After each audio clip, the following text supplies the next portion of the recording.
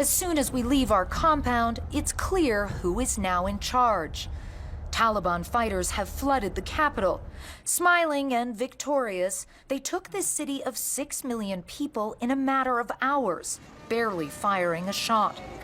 This is a sight I honestly thought I would never see. Scores of Taliban fighters, and just behind us, the U.S. Embassy compound. Some carry American weapons. They tell us they're here to maintain law and order. Everything is under control. Everything will be fine, the commander says. Nobody should worry. What's your message to America right now? America already spent enough time in Afghanistan. They need to leave, he tells us. They already lost lots of lives and lots of money. People come up to them to pose for photographs.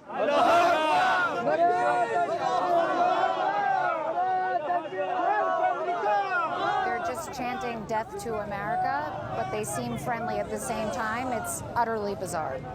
At the presidential palace, the Taliban are now guarding the gate. They say they're here to fill the vacuum left when the government fled. But the welcoming spirit only extends so far, and my presence soon creates tension. It's because of you. They've just told me to stand to the side because I'm a woman. Outside, ordinary Afghans clamored to talk to us, struggling to process the dizzying speed of Kabul's fall. Actually, I feel nothing right now. We want peace. We are tired of this ongoing war. What does the future look like to you now? You know, I cannot predict even in seconds right now, and I can't predict even minutes right now. So that's why I don't know what will happen tomorrow and what will happen after.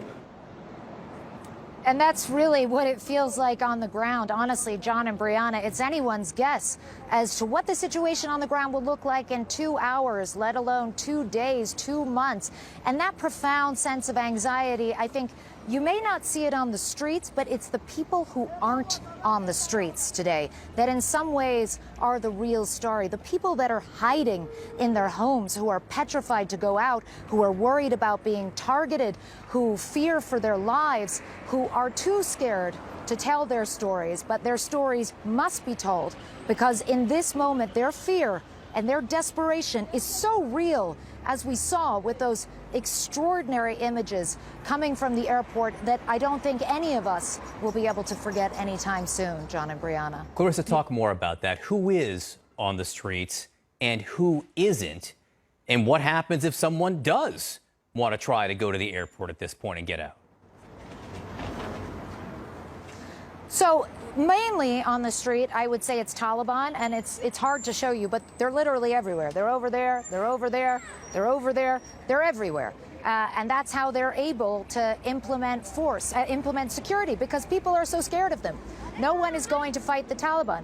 Then you also have some men on the streets. You have some kids. I have seen a few women, but I will say I have seen far fewer women than I would ordinarily see walking down the streets of Kabul. And the women that you do see walking down the streets of Kabul tend to be dressed more conservatively than they were when they were walking down the streets of Kabul yesterday. I've seen more burqas today than I had seen in a while. Obviously, I am dressed in a very different way to how I would normally dress to walk down the streets of Kabul. So there's a lot of children as well. I think they're more curious than anything else. And you know, it's important to remember as well, the Taliban does have, to many people, this bizarre sort of mystique, John. People are intrigued by them. Some people here genuinely see them as heroes.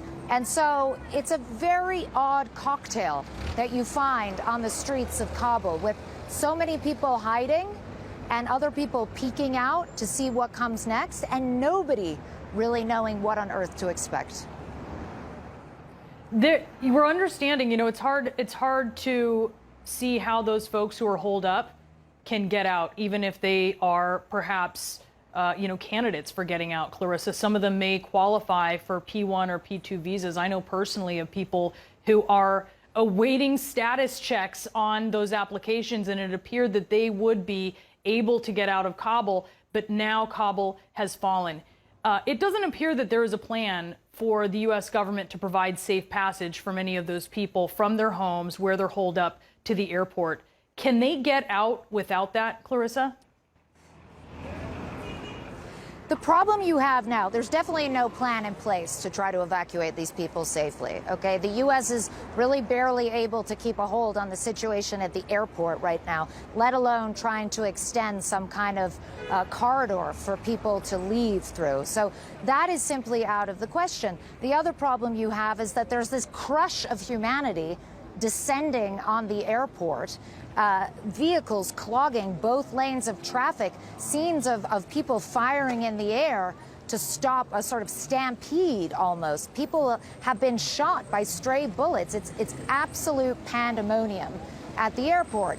And if you don't have your visa ready, if you don't have your passport ready, because a lot of people were trying to prepare for this moment, Brianna. We saw it yesterday, long lines outside the passport office, but no one imagined that it would happen this quickly, that they would have a matter of hours to pack up their lives, get together their paperwork, book a ticket, get to the airport. I mean, it's completely unfeasible for the vast majority of Afghans. And so they are now left in this desperate situation, petrified for their lives.